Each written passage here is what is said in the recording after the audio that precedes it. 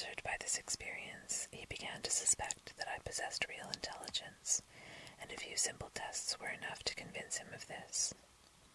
Having proved that I understood his words, he leaped to the conclusion, as others were later to do in working with other primates, that I should be able to produce some of my own. In short, he decided to teach me to talk.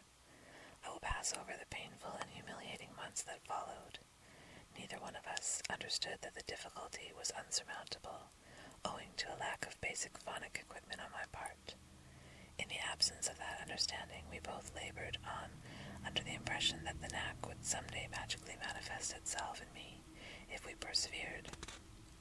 But at last there came a day when I couldn't go on, and in my anguish at not being able to tell him this, I thought him this, with all the mental power I possessed.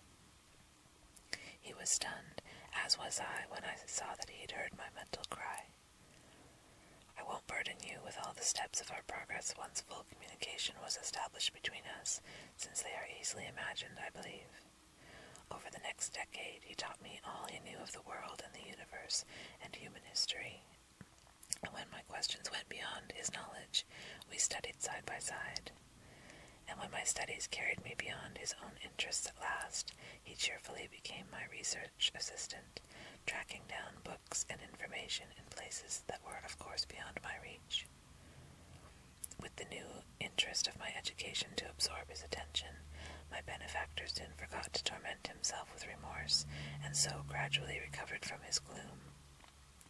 By the early 60s, I was like a house guest who needed very little attention from his host, so Mr. S.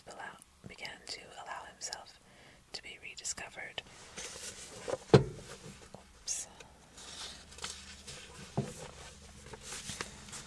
In social circles, with the not unpredictable result that he soon found himself in the hands of a young woman of 40 who saw no reason why he could not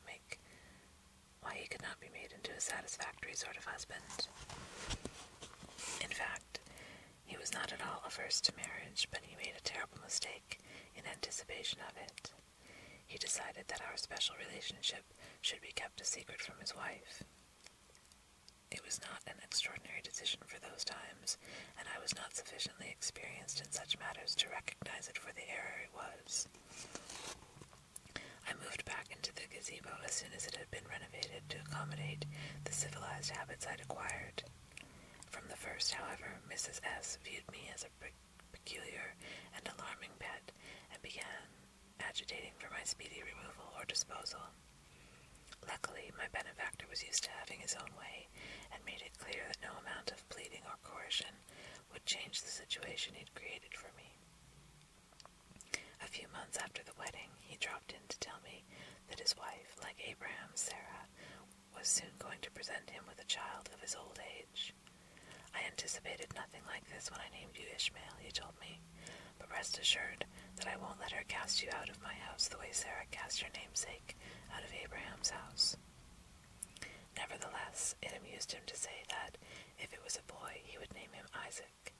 As matters turned out, however, it was a girl, and they named her Rachel. Part 5. At that, Ishmael paused for so long, with his eyes closed, that I began to wonder if he'd fallen asleep.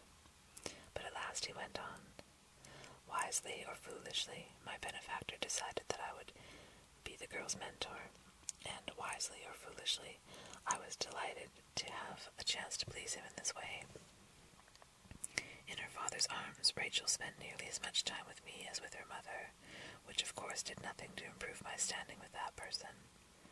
Because I was able to speak to her in a language more direct than speech, I could soothe and amuse her where others failed, and a bond gradually developed between us that might be likened to the one that exists between identical twins, except that I was brother, pet, tutor, and nurse all rolled into one. Mrs. S. looked forward to the day when Rachel would begin school, for then new interests would make her a stranger to me. When this result didn't occur, she renewed her campaign to have me sent away, predicting that my presence would stunt the child's social growth. Her social growth remained unstunted, however, even though she skipped no fewer than 3 grades in elementary school and 1 grade in high school. She had a master's degree in biology before her 20th birthday. Nonetheless, after so many years of being thwarted in a manner that pertained to the management of her own home, Mrs. S. no longer needed any particular reason to wish me gone. On the death of my benefactor in 1985, Rachel herself became my protector. There was no question of my remaining in the gazebo. Using funds provided for this purpose in her father's will, Rachel moved me to a retreat that had been prepared in advance. Once again, Ishmael fell silent for several minutes. Then he went on. In the years that followed, nothing worked out as it had been planned or hoped for. I found I was not content to retreat. Having spent a lifetime in retreat, I now wanted somehow to advance into the very center of your culture. And I proceeded to exhaust my new protector's patience by trying one bothersome arrangement after another to achieve this end. At the same time, Mrs. S. was not content to leave things as they were and persuaded a court to cut in half the funds that had been allocated to support my life. It was not until 1989 that things came clear at last. In that year, I finally comprehended that my unfulfilled vocation was to teach, and finally devised a system that would enable me to exist in tolerable circumstances in this city. He nodded to let me know that this was the end of his story, or as much of it as he meant to tell. Part 6. There are times when having too much to say can be as dumbfounding as having too little.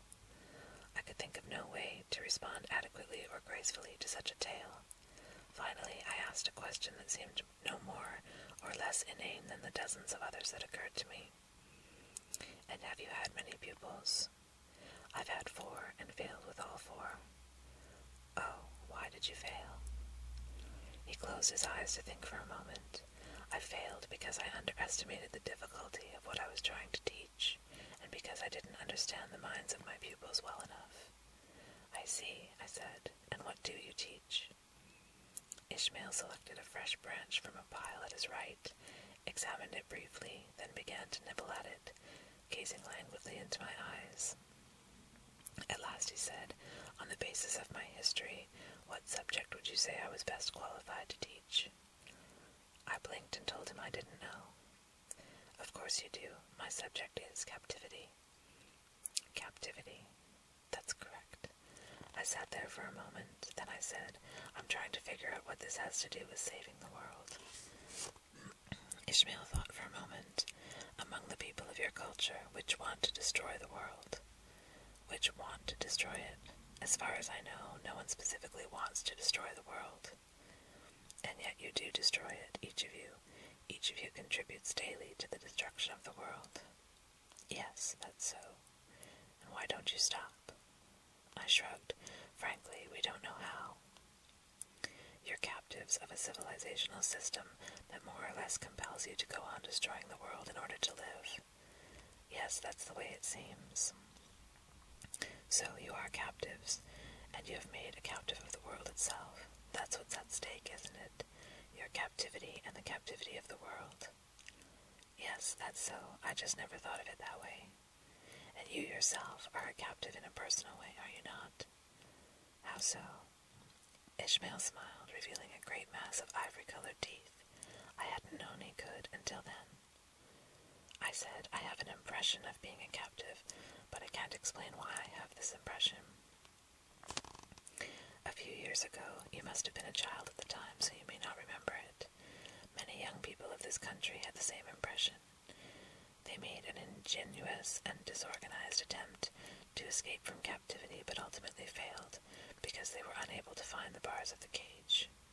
If you can't discover what's keeping you in, the will to get out soon becomes confused and ineffectual. Yes, that's the sense I have of it. Ishmael nodded. But again, how does this relate to saving the world? The world is not going to survive for very much longer as humanity's captive. Does that need explanation? No, at least not to me. I think there are many among you who would be glad to release the world from captivity. I agree. What prevents them from doing this? I don't know. This is what prevents them. They're unable to find the bars of the cage. Yes, I said, I see. Then, what do we do next? Ishmael smiled again. Since I have told you a story that explains how I came to be here, perhaps you will do the same. What do you mean? I mean, perhaps you will tell me a story that explains how you came to be here. Ah, I said, give me a moment. You may have any number of moments, he replied gravely.